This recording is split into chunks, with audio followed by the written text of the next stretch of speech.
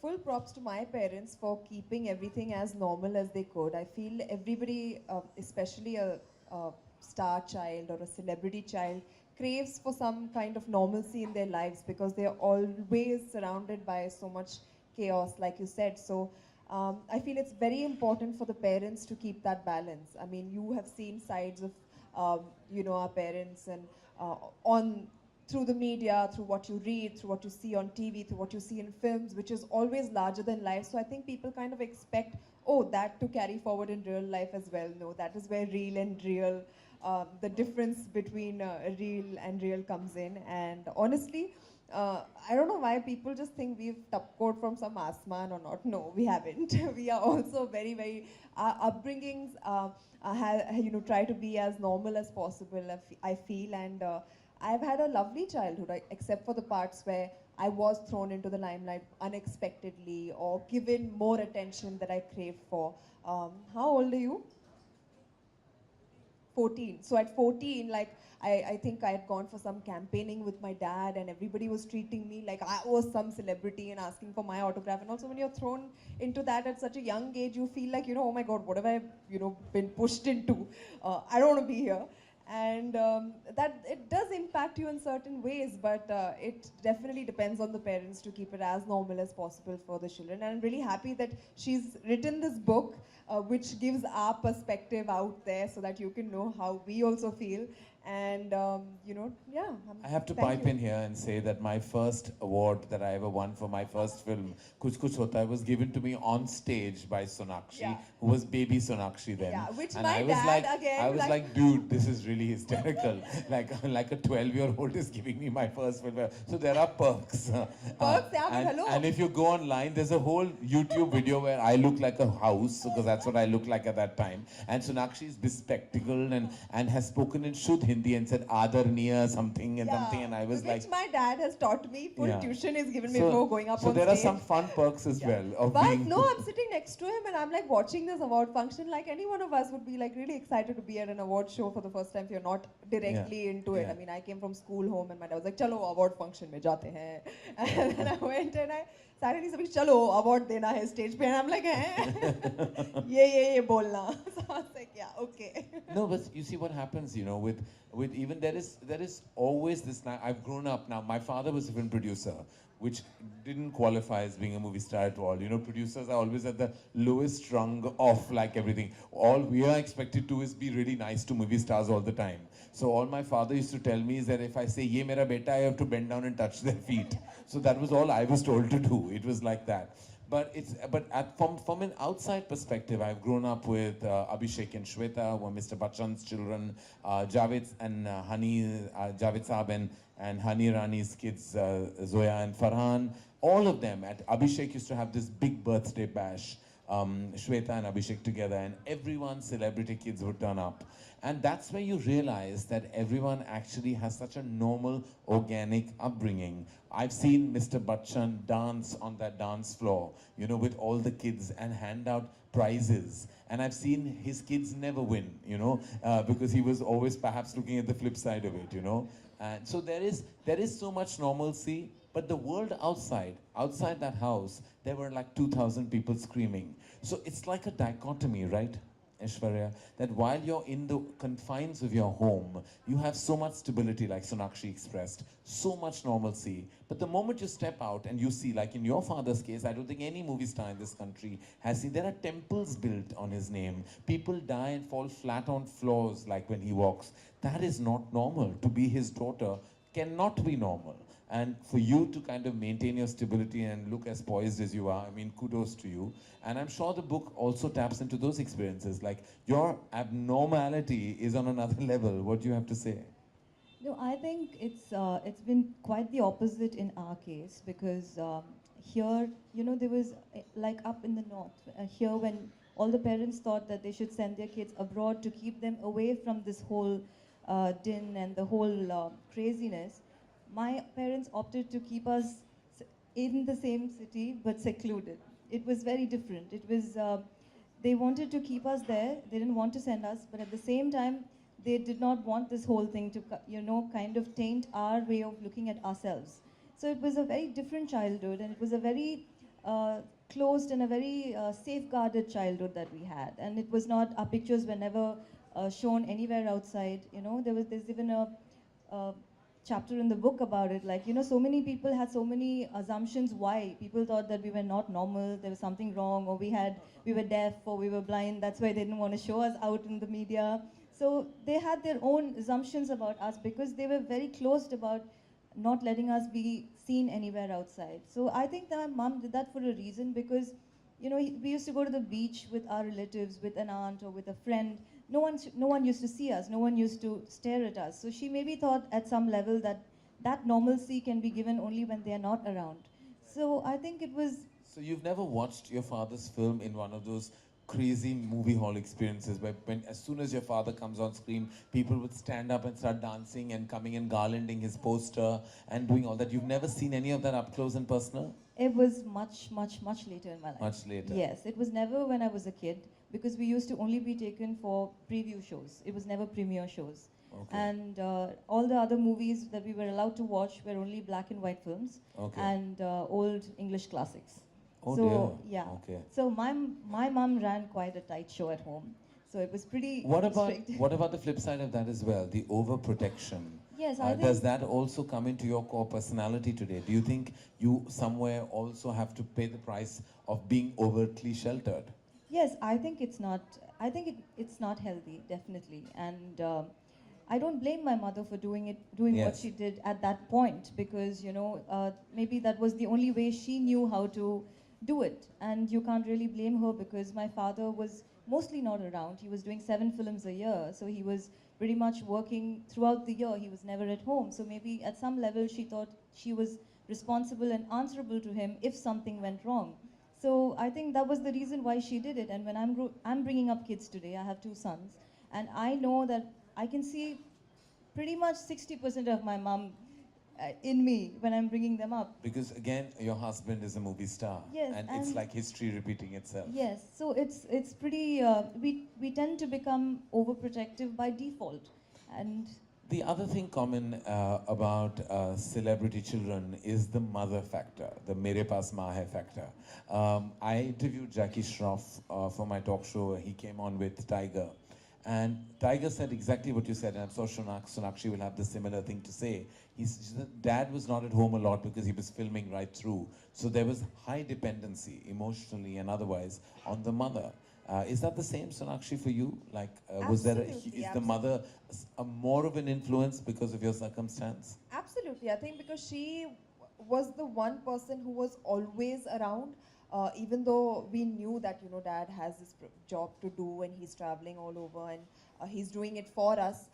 She was the one that was constant and always there. So I guess that is natural for us to fall back on the mother more than the father. But obviously, to compensate for their not being there, I read something from the book as well that they would overcompensate by bringing us so many presents and dolls and gifts and all of that. So I remember something very vaguely. I think the first time when I went to Chennai, I had gone to their house and I remember I was very young. Vaguely I remember your mum was teaching a group of kids at home.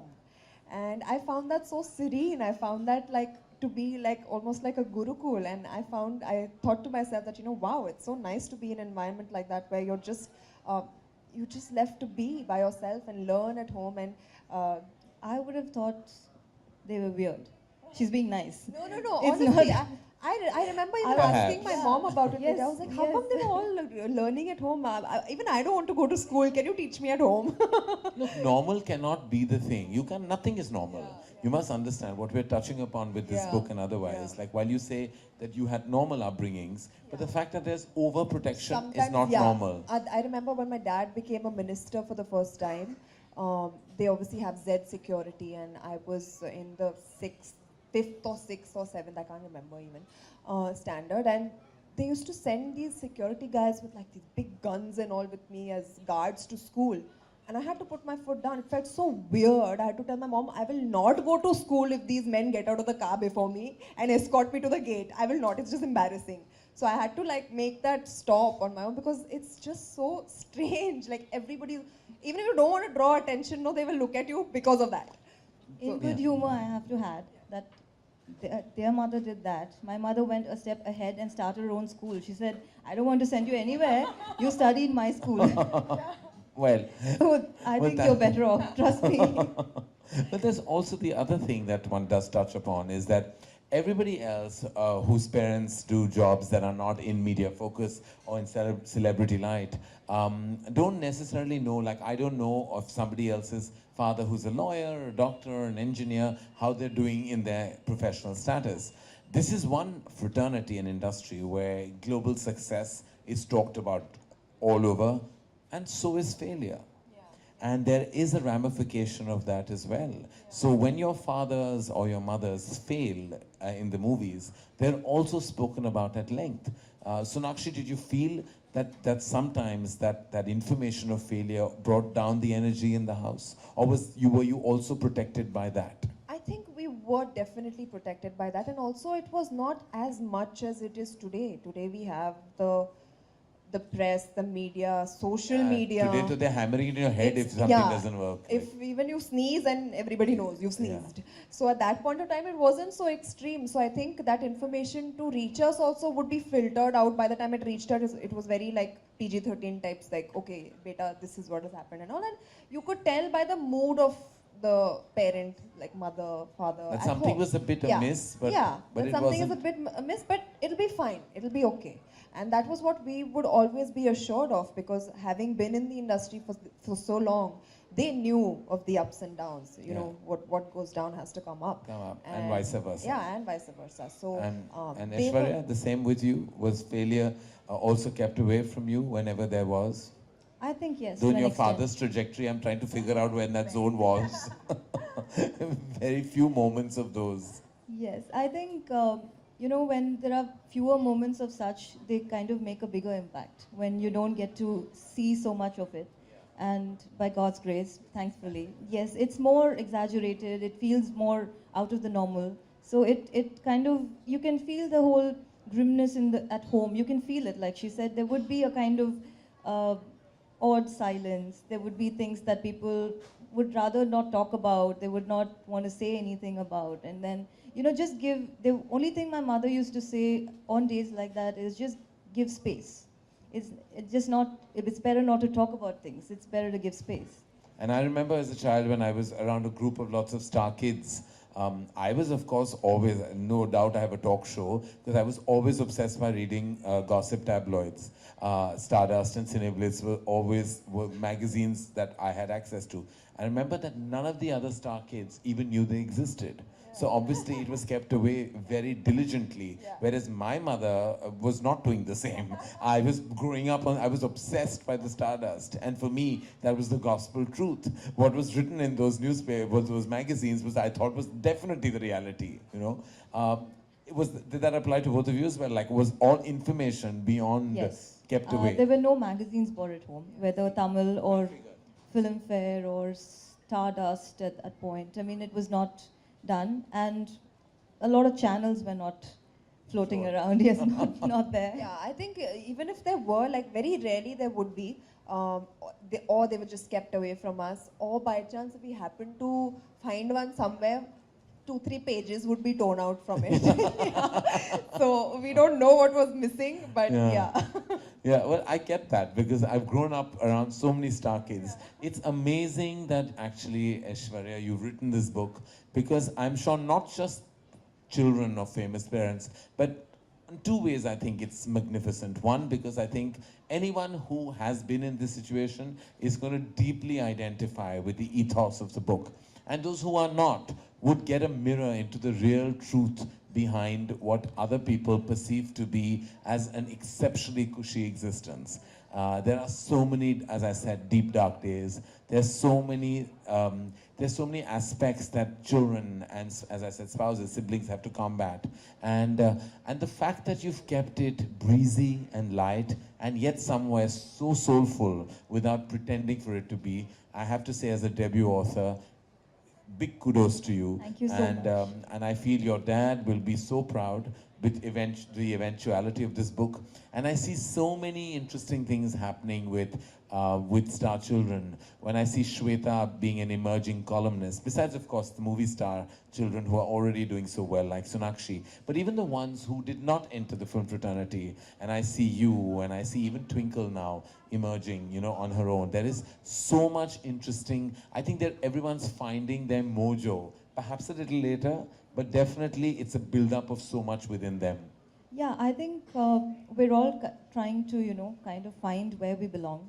Right. And for some it takes very little time. For some it takes a whole years to, find out where we belong, because we can't just, I think anyone who does anything just because they need to do it will never work. You need Right. to actually feel and be comfortable in your skin, and you need to feel good about doing what you're doing. When I'm in a film set, I always tell everyone it's like fish in water. It's just you feel so at home. You feel like you're at home because everyone there has either seen you grow up, or they're working with you, or they've grown up with you, or it's just that everyone's so familiar. It's not alienated, because Right. I don't think we could do anything else.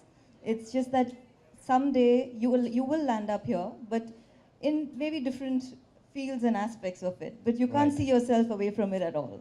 Well, huge congratulations, and Thank you. and Thank you so much. for being the author of this book, and thank you for bringing it to the world, and thank you, Sonakshi, for your tremendous insight on the same. And I think we should now officially. Would you like to read the bit the gentleman was talking about? No, I think the book is pretty thin by itself, so I just Okay. let people read it. All right. Okay. These wonderful ladies who are with me on stage will now, I think, officially tear open this beautiful piece and a gem of a book.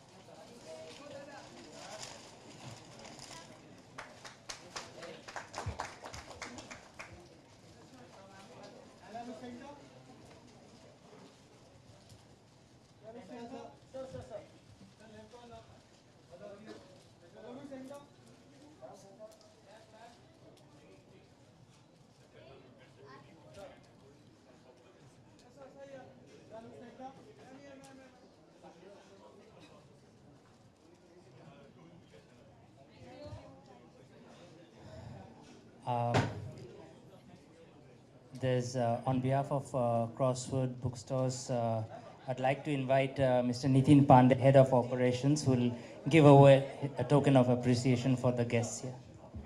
Hi, on behalf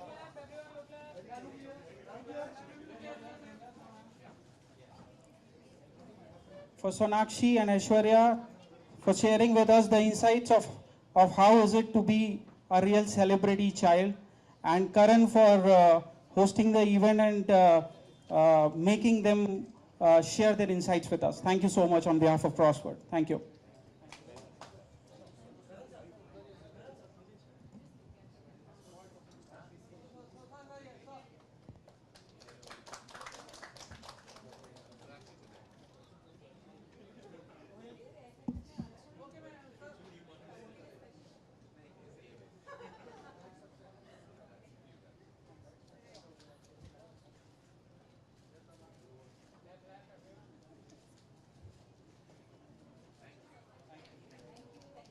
The books.